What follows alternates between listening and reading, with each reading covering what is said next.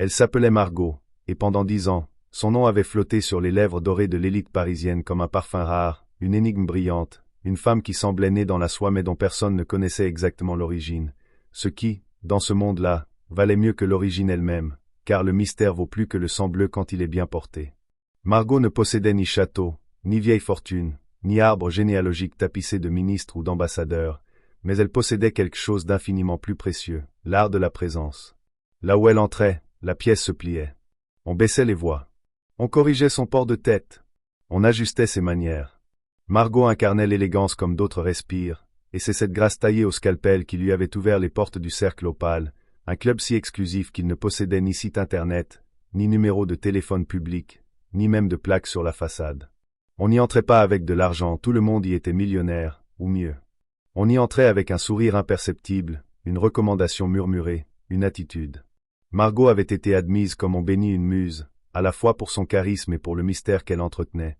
On savait qu'elle venait d'ailleurs, qu'elle avait refait sa vie, mais cela ne faisait que nourrir l'aura autour d'elle. Pendant 10 ans, elle avait dîné aux tables privées du cercle, ri avec des héritiers discrets, voyagé sur les yachts d'anciens ministres, conseillé les épouses d'industriels sur la manière de survivre à la solitude dorée. Margot ne travaillait pas, ce mot même la faisait sourire, elle vivait, subtilement sponsorisée par l'admiration des hommes et la complicité muette des femmes. Jusqu'à ce qu'un soir de janvier, tout s'effondre.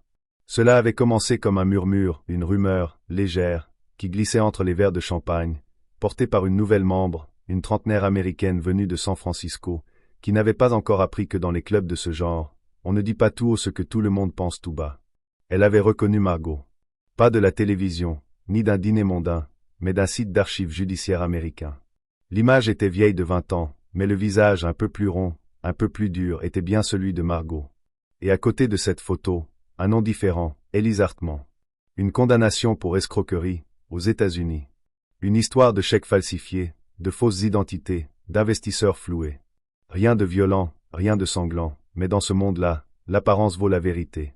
La rumeur se transforma en certitude quand une des membres, poussée par la curiosité ou la jalousie, fit appel à un détective privé.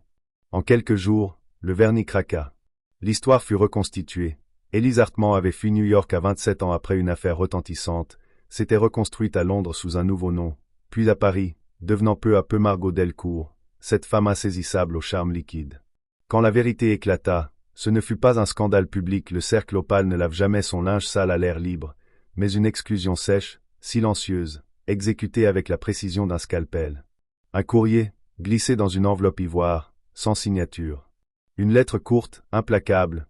Le comité a décidé de mettre fin à votre adhésion. Aucune explication ne sera fournie. Le cercle vous souhaite le meilleur pour la suite. Le lendemain, son badge d'entrée ne fonctionnait plus. Les regards se détournaient. Son nom fut rayé des listes, ses photos supprimées des archives internes, et dans les dîners suivants, personne ne prononça son nom. Margot, ou plutôt Élise, disparut en quelques jours, comme si elle n'avait jamais existé. Mais ce que personne ne savait, c'est qu'elle s'y attendait. Depuis des mois, elle sentait que le sol tremblait. Trop de regards insistants, trop de silences prolongés. Elle savait que sa vie tenait à un fil. Mais elle n'avait pas fui.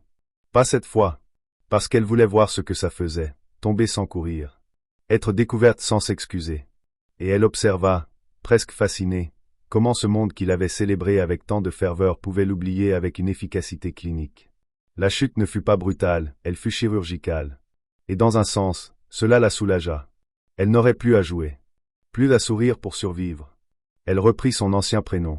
Pas Élise, non, mais celui d'encore avant, celui que même les Américains ne connaissaient pas. Elle repartit à zéro, comme elle l'avait toujours fait, dans une autre ville, avec d'autres codes. Elle n'avait besoin que d'un miroir et d'un peu de silence. Car ce que le cercle n'avait jamais compris, c'est qu'elle n'avait jamais cherché à y appartenir.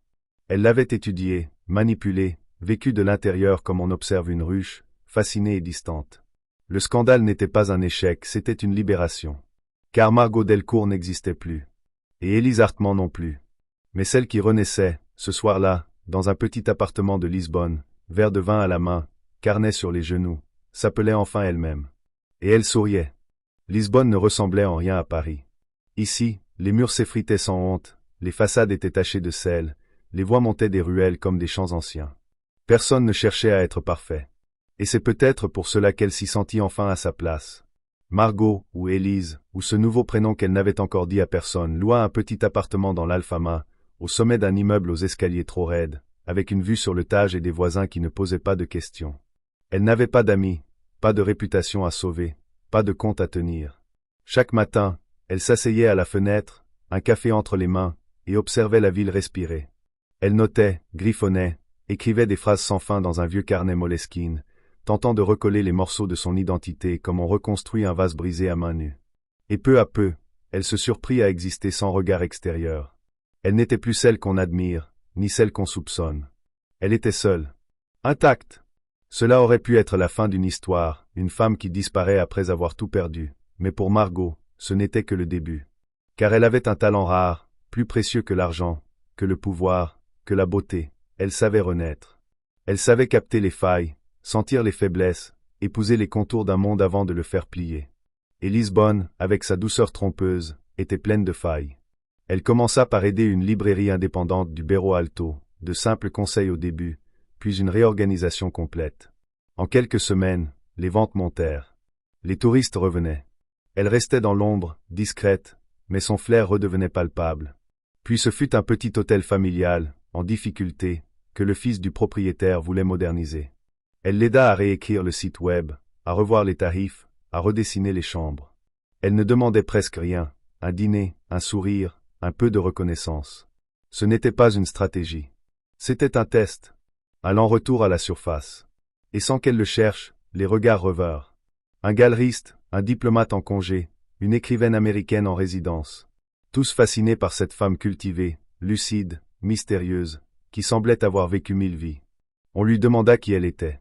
Elle répondait parfois Jeanne, parfois Clara. Elle n'avait plus besoin d'un nom fixe. Elle était redevenue fluide. Elle comprit que le cercle opale n'était pas le sommet, juste un miroir sale dans lequel elle s'était perdue. Elle comprit aussi que ce monde-là la voulait de nouveau. Mais cette fois, elle ne rentrerait pas dans le cercle. Elle le créerait.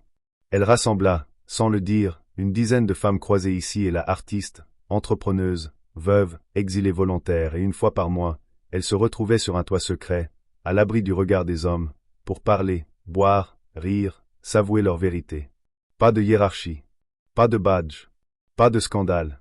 Et un soir de septembre, alors que les lampions s'éteignaient lentement et que la lune se reflétait sur le vin, l'une d'elles lui demanda doucement. « Qui es-tu vraiment, toi ?» Margot hésita. Elle sourit. Elle posa son verre. Et elle répondit. « Je suis celle qu'on ne peut plus exclure. Parce que j'ai compris que le vrai luxe, ce n'est pas d'appartenir. C'est d'être libre. » Et à ce moment-là, elle sut qu'elle ne fuirait plus jamais. Les mois passèrent comme des vagues tranquilles, et Margot, ou celle qu'elle devenait, ne cherchait plus à courir devant le temps. Elle avait appris à le laisser venir à elle. Son cercle, celui qu'elle construisait sur ce toit secret de Lisbonne, devenait une chose réelle, vivante, presque sacrée. On ne le nommait pas. On n'en parlait pas à l'extérieur. Mais chaque mois, une chaise de plus était tirée, une voix nouvelle se joignait au cœur. Aucune ne posait de questions sur les anciennes vies. Elle partageait des douleurs élégantes, des victoires minuscules, des silences qu'elle n'avait jamais osé avouer. Elle parlait d'hommes, de départ, d'art, de maternité fantôme, de liberté retrouvée. Ce n'était pas un club. C'était un pacte. Et dans cette constellation mouvante, Margot brillait d'une lumière que même elle n'avait jamais connue. Pas une lumière de séduction, ni de domination, mais une lumière calme, enracinée, presque mystique. Et pourtant, même dans cette paix retrouvée, quelque chose veillait encore au fond d'elle. Une ombre. Une voix lointaine. Celle d'un passé qui, malgré la réinvention, n'avait jamais cessé de marcher derrière elle. Car à Paris, les langues ne s'étaient pas toutes tues. Un ancien membre du cercle opale, exilé à son tour après un divorce retentissant, avait reconnu une photo d'elle dans un article sur les nouvelles formes de leadership féminin à Lisbonne. Un portrait d'elle, flou, dans l'arrière-plan, riant avec d'autres femmes sur une terrasse au soleil. Il avait reconnu son cou, sa posture, cette façon unique de pencher la tête quand elle écoute. Il n'avait rien dit, d'abord. Mais il avait contacté un vieil ami, puis un autre. Et bientôt, une invitation arriva. Officielle. Polie. Dangereuse. Une fondation culturelle à Porto, tenue par d'anciens banquiers reconvertis en mécènes, organisait une table ronde sur « Les femmes invisibles qui changent le monde ». On voulait Margot comme intervenante. Elle lut le mail plusieurs fois. Puis elle éteignit l'ordinateur. Elle sortit marcher longtemps dans la ville, sentant la vieille tension revenir, ce mélange d'adrénaline et de peur, de stratégie et de vertige. Elle savait que derrière l'invitation se cachait autre chose. Une épreuve. Une tentative de récupération. Elle hésita toute une nuit. Puis elle répondit, oui. À Porto, elle arriva seule, sans maquillage, habillée simplement. Pas de perles. Pas de tailleur. Elle monta sur scène face à une cinquantaine de visages tendus, où elle reconnut certains regards, certains jugements camouflés derrière des sourires d'élite. Et pour la première fois, elle parla sans filtre. Elle raconta tout. Pas les détails juridiques, cela ne comptait plus, mais l'essentiel. Le masque, les exils, le jeu des apparences, l'exclusion. Elle parla de ce que cela fait d'être une femme qui survit en devenant ce que les autres attendent. Elle parla de la peur d'être vue, du pouvoir de disparaître, et du moment, rare, où l'on choisit enfin de se montrer tel qu'on est. Quand elle termina, il n'y eut pas d'applaudissements. Juste un silence. Et une femme, au fond, qui se leva. Puis une autre. Puis un homme. Puis toute la salle. Ce n'était pas une ovation. C'était une élévation. On ne la félicitait pas. On la reconnaissait. Et cette reconnaissance-là, celle que personne ne peut vous voler, valait plus que tous les cercles, tous les titres, tous les privilèges. Le soir même, sur le chemin du retour, elle ne sentit pas le besoin de fuir. Elle ne craignait plus que le passé la rattrape, car elle avait marché à sa rencontre. Elle ne jouait plus un rôle. Elle était devenue une voix, une mémoire, une femme debout. Et sur le toit de Lisbonne, quand elle retrouva ses sœurs silencieuses, elle leur dit simplement, « Il est temps d'ouvrir le cercle. Il est temps que d'autres nous rejoignent. » Ce fut la seule décision prise ce soir-là. Le reste se fit seul. L'idée se propagea. Doucement. Une femme par ville. Un toit par cœur. Une lumière dans l'ombre. Et bientôt, ce qui avait commencé comme un secret devint un mouvement. Margot n'existait plus. Pas comme une femme à craindre, mais comme un feu à rallumer.